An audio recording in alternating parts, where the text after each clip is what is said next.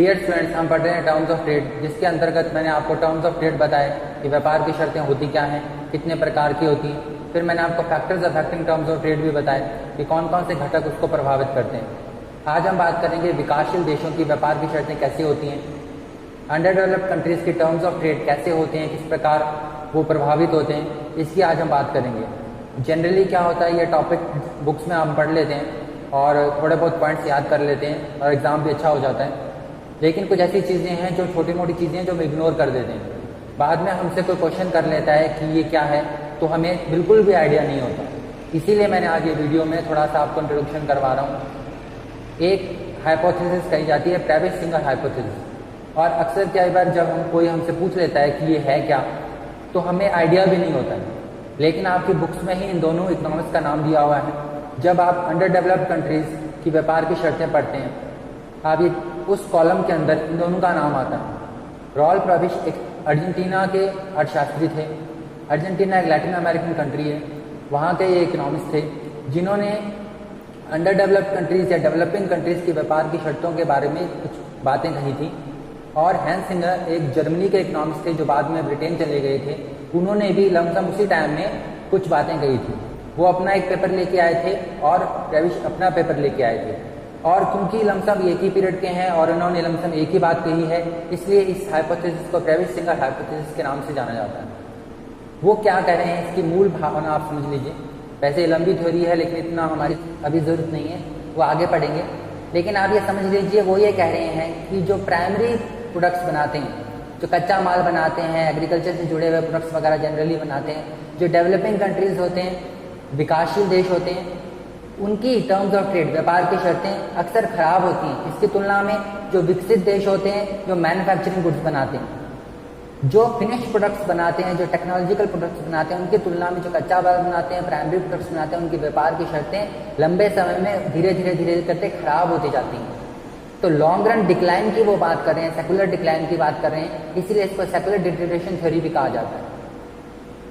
Royal प्रविश के बारे में बता दूं कि अंकटाड के बारे में आपने सुना ही होगा, उसके सेक्रेटरी जनरल भी रह चुके हैं वो 1964 से 1969 तक। वो एक पेपर लेके आए थे, उनकी बुक थी जिसमें उन्होंने इसके बारे में बताया था। वो था economic development of Latin America and its principal problems. इसमें उन्होंने इस थ्योरी के बारे में बात की थी। अब अर्जेंटीना भी और ज़्यादातर लैटिन अमेरिकन कंट्रीज़ भी हमारी तरह डेवलपिंग कंट्रीज़ के ब्रैकेट में आते हैं, जैसे ब्राज़ील हो गया, अर्जेंटीना हो गया। तो वो ये कह रहे हैं कि जो विकासशील देश हैं और विकसित देश हैं, जब वो उनके बीच में व्यापार होता है तो अक्सर विकासशील देशों को नुकसान होता है। इसमें वो net barter terms of trade की बात करते हैं। ये मैंने आपको net barter terms of trade बता दिया था, टाउजिंग ने कॉन्सेप्ट दिया था, पिछले वीडियो में आप देख लीजिएगा। तो वो ये कह रहे हैं कि export prices divided by import prices, जो ये net barter terms of trade होता है, इसमें जो एक्सपोर्ट प्राइसेस हैं वो डेवलपिंग कंट्रीज़ की गिरती जाती हैं और इंपोर्ट प्राइसेस बढ़ती जाती हैं। तो उनके जो net barter terms of trade हैं या कमोडिटी टर्म्स ऑफ ट्रेड हैं, जैसे जैकब वाइनर ने इसको कहा था, ये खराब होती जाती हैं। हम जो माल बेच रहे हैं, ज़्यादातर जैसे इंडिया का एग्जांपल लें या और विकासशील देशों का एग्जांपल लें, तो वो जो माल बेचते हैं वो या तो कच्चा माल होता है, रॉ मटेरियल वगैरह होता है, या सेमी फिनिश गुड्स होते हैं। जो हम जो बेचते हैं उसकी प्राइसेस जो है उतनी नहीं बढ़ती जितनी जो टेक्नोलॉजिकल प्रोडक्ट्स हैं, एडवांस कंट्रीज़ के प्रोडक्ट्स हैं, उनकी प्राइसेस जो बढ़ती हैं उसके तुलना में हमारी कीमतें नहीं बढ़ती। तो हमको ज़्यादा बेचना पड़ता है, ज़्यादा एक्सपोर्ट करना पड़ता है, हम नुकसान में रहते हैं। लंबे समय में हमारी कीमतें उनकी कीमतों से पिछड़ जाती हैं। यही है ट्रेविस सिंगर हाइपोथेसिस की मूल भावना। इसके लिए उन्होंने कुछ कारण बताए कि विकासशील देशों के व्यापार की शर्तें क्यों खराब हो जाती हैं, क्यों वो पीछे रह जाते हैं। इसके अलावा कुछ और अर्थशास्त्रियों ने कुछ कारण बताए। वैसे कई सारे पॉइंट्स हैं, आज हम तो मेन पॉइंट्स की बात यहाँ पे कर लेते हैं। इनकम इफेक्ट की बात करते हैं। जैसे जैसे दुनिया भर में आय बढ़ती है, जनरली डेवलप्ड कंट्रीज़ में जब इनकम लेवल बढ़ता है, और आज देख रहे हैं पिछले 30-40 सालों में पूरी दुनिया में आय बढ़ी है और लोगों के लिविंग स्टैंडर्ड भी बढ़े हैं। जब ये होता है तो मैन्युफैक्चर्ड गुड्स की मांग ज़्यादा बढ़ती है, उसकी रफ्तार ज़्यादा होती है बढ़ने की, क्योंकि प्राइमरी प्रोडक्ट्स लमसम मांग उतनी रहती है, लेकिन अब ज़्यादा से ज़्यादा हाई प्रोडक्ट्स मांगने लगते हैं। जैसे कि आप स्मार्टफोन्स हैं तो ज़्यादा से ज़्यादा बढ़िया स्मार्टफोन्स आएंगे, ज़्यादा अच्छी टेक्नोलॉजी वाले प्रोडक्ट्स आएंगे, तो मैन्युफैक्चर्ड गुड्स की मांग ज़्यादा बढ़ती है। कच्चे माल के मुकाबले में इस तरह के पदार्थों की मांग जो है तुलनात्मक रूप से ज़्यादा बढ़ती है जब हमारी आय बढ़ती है। आप अपने ऊपर भी लेके देखें, जैसे जैसे आपकी इनकम बढ़ेगी तो आप ऐसे जो हाईफाई टेक्नोलॉजिकल प्रोडक्ट्स हैं इनकी मांग ज़्यादा करेंगे। वैसे दुनिया भर में पिछले सालों में इनकी मांग ज़्यादा बढ़ी है, और ये कौन बनाता है? ये विकसित देश बनाते हैं।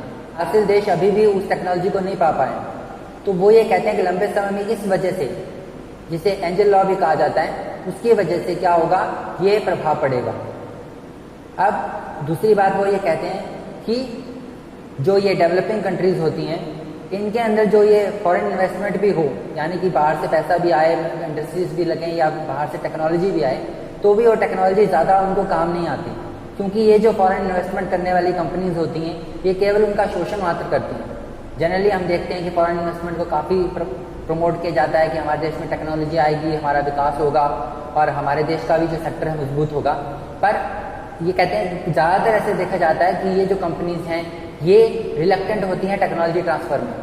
ये केवल कच्चे माल के लिए आती हैं, उसका शोषण करती हैं और आपके जो रॉ मटेरियल्स हैं, आपकी माइंस हैं, आपके खदानों से सामान निकालती हैं और उनको फिर बाद में बेचती हैं, और टेक्नोलॉजी को ज़्यादा ट्रांसफ़र करने में यकीन नहीं रखती, अपने पास ही रखती हैं। तो इसका भी कोई खास बेनिफिट नहीं होता डेवलपिंग कंट्रीज़ को। इसमें अलग और चीज़ें भी आती हैं जिनकी वजह से हमारी जैसे देशों की व्यापार की शर्तें खराब होती हैं। उसमें एक चीज़ है सब्स्टिट्यूट, प्रतिस्थापन वस्तुएं। पहले भी मैं आपको बता चुका हूँ, दोबारा बता देता हूँ कि जो हमारे देश हैं या जो डेवलपिंग कंट्रीज हैं, ज़्यादातर ये जो प्रोडक्ट्स बनाते हैं ये आपस में कम्पीट करते रहते हैं, एक दूसरे से प्रतिस्पर्धा रहती है। हमारी वस्तुओं की बहुत सारी वैसी वस्तुएं और मिल जाती हैं। अब एक और चीज़ रहती है, जो हम बना रहे हैं, जो कच्ची माल बना रहे हैं, चीज़ें बना रहे हैं, उनके सिंथेटिक प्रोडक्ट्स भी आने लग गए हैं। मान लीजिए जैसे जूट है या खादी है तो सिंथेटिक पॉलीमर आ गया, या और वस्तुएं आ जाती हैं। हम जो कच्चा माल बनाते हैं और बेच रहे हैं काफ़ी सारी चीज़ें, इनके बदले में विकसित देशों ने भी, डेवलप्ड कंट्रीज़ ने भी अल्टरनेटिव्स ढूंढ लिए हैं। वो आर्टिफिशियल टेक्नोलॉजी का इस्तेमाल करके कई आर्टिफिशियल प्रोडक्ट्स ले आए हैं जो हमारी चीज़ों से तुलना कर रहे हैं, उनसे कम्पीट कर रहे हैं। इसके अलावा एक और चीज़ रहती है कि विदेशों में यानी कि डेवलप्ड कंट्रीज़ में हमारी वस्तुओं की मांग कम हो जाती है। उसके कई कारण रहते हैं, उनमें से एक कारण ये भी है कि जो कच्चा माल उनको अपने प्रोडक्शन के लिए चाहिए था, अब उन्होंने टेक्नोलॉजिकल इंप्रूवमेंट कर ली, अपनी तकनीक सुधार ली, तो पहले के मुकाबले जितना माल उनको चाहिए था उससे ज़्यादा माल वो खुद बनाने लगे। तो पहले के मुकाबले जितना उनको माल चाहिए था उससे कम माल चाहिए, क्योंकि उन्होंने अपने टेक्नोलॉजिकल इंप्रूवमेंट किया है। अब लेस इनपुट में भी ज़्यादा आउटपुट को करने लगे। तो डेवलप्ड कंट्रीज ये चीज़ें करने लग जाती हैं, वो खुद भी कुछ ऐसी चीज़ें बनाने लग जाती है जो हमारी चीज़ों को रिप्लेस करने लगे। कई सारे विकसित देश जो हैं उनका जो प्रोडक्शन पैटर्न है उसमें यह है कि उनका एग्रीकल्चर पैटर्न भी काफ़ी इम्प्रूव हो रहा है। तो ऐसा नहीं है कि वो हम पर ही कच्चे माल के लिए निर्भर हैं, वो खुद भी कम मात्रा में कम मेहनत करके अपने जो कैपिटल एक्सपेंडिचर को इंक्रीज करके वो ज़्यादा अच्छा प्रोडक्शन कर पा रहे हैं। अमेरिका में ज़्यादा अच्छा प्रोडक्शन हो जाएगा क्योंकि कम भूमि पर भी हो जाएगा, कम मशीन से भी हो जाएगा, क्योंकि उनकी टेक्नोलॉजी ज़्यादा बढ़ी है, वो ज़्यादा अच्छी मेथड्स यूज़ कर रहे हैं। तो विकसित देशों ने क्या किया है, वो प्रोडक्ट्स बनाने शुरू कर दिए हैं जो हमारे प्रोडक्ट्स से कम्पीट कर पा रहे हैं, सिंथेटिक प्रोडक्ट्स बनाने लगे हैं। इसके अलावा वो खुद भी कुछ प्रोडक्ट्स रिप्लेस करने लग गए हैं, उन्हें ज़रूरत भी अब कम रह गई है। इसके अलावा जो डेवलप्ड कंट्रीज़ हैं वो ये भी जानती हैं कि डेवलप्ड कंट्रीज़ आपस में ही कम्पीट कर रहती हैं, तो इसका भी वो फ़ायदा उठाते हैं हमारी बार्गेनिंग पावर को कमज़ोर करने के लिए। ये भी एक कारण रहता है। एक चीज़ और रहती है मोबिलिटी, गतिशीलता। विकासशील देशों में साधनों की गतिशीलता नहीं होती, तो हम उतना अच्छा उत्पादन नहीं कर पाते, हम उसका फ़ायदा नहीं उठा पाते एक्सपोर्ट सेक्टर का। ये भी हमारी एक कमी रह जाती है। साधनों की गतिशीलता का मतलब है जैसे लेबर है, कैपिटल मूवमेंट है, गुड्स हैं एक दूसरे से जाने की, ये सब जो साधन है या प्रोडक्शन के साधन हैं, उत्पादन के जितने साधन हैं उनमें गतिशीलता नहीं होती, उनमें कहीं ना कहीं रिजिडिटी होती है। तो ये भी एक कारण रहता है जिसके कारण हमारी जो है क्षमता उतनी नहीं हो पाती। अब एक और चीज़ आती है लैक ऑफ अडेप्टेबिलिटी। हमारे देश हैं जो विकासशील देश हैं, ज़्यादातर क्या होते हैं, अडेप्ट नहीं कर पाते।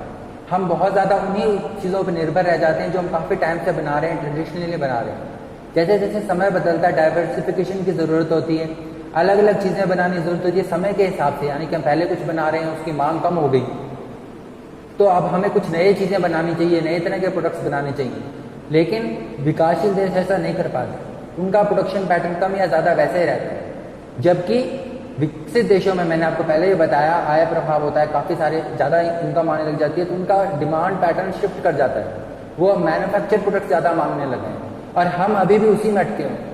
तो हम आपस में, जिसकी वजह से हमारी व्यापार की शर्तें खराब होती हैं, एक तो हम आपस में लड़ते रहते हैं, हमारी कॉम्पिटिटिव पावर ज़्यादा नहीं होती, हम एक दूसरे से प्रतिस्पर्धा में रहते हैं। जबकि जो विकसित देश हैं वो क्या करते हैं, आपस में संगठन बना लेते हैं, बड़े बड़े प्लेटफॉर्म्स हैं, जो मंच हैं, वैश्विक मंच हैं जैसे कि WTO वगैरह है, वहाँ उनकी सत्ता ज़्यादा मजबूत है, हमारी बार्गेनिंग पावर कमज़ोर है, हम आपस में लड़ते रहते हैं। जितने भी डेवलपिंग कंट्रीज़ हैं वो एक दूसरे से प्रतिस्पर्धा कर रहे हैं, उनके जो प्रोडक्ट्स हैं उनके प्रतिस्थापन वस्तुएं भी मिल जाती हैं, सब्स्टिट्यूट भी मिल जाते हैं, तो एक दूसरे के विरोधी हैं।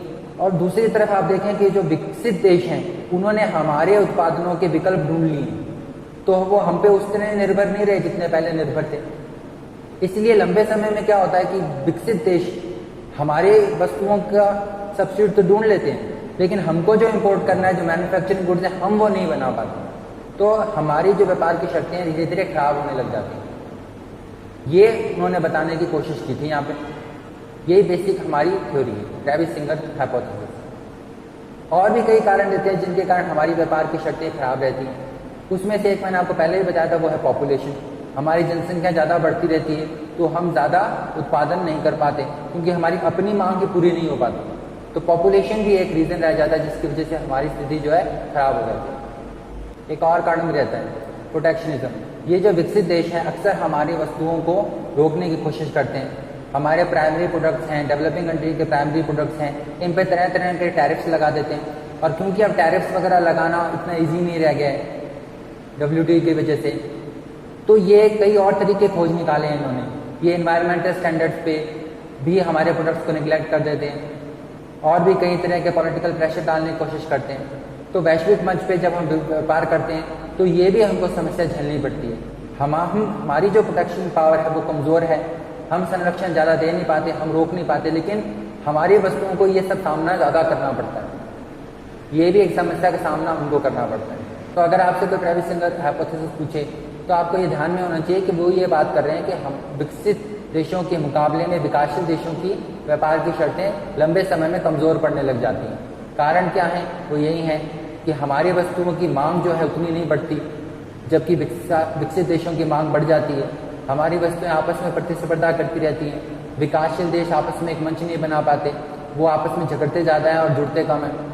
इसके अलावा हम टेक्नोलॉजी इंप्रूव नहीं कर पाते, हमारी क्वालिटी में भी कुछ खास इंप्रूवमेंट नहीं आया इतने सालों में, तो हम समय के साथ खुद को बदल नहीं पाते हैं। यही वो कह रहे हैं कि समय के साथ ये बदल नहीं पाएंगे, पीछे रह जाएंगे। तो ये मैंने आपकी कोशिश की ताकि आपको एक नया टॉपिक पता चले जो जनरली आपके बुक में ही है पर आपको इंट्रोड्यूस हो जाए।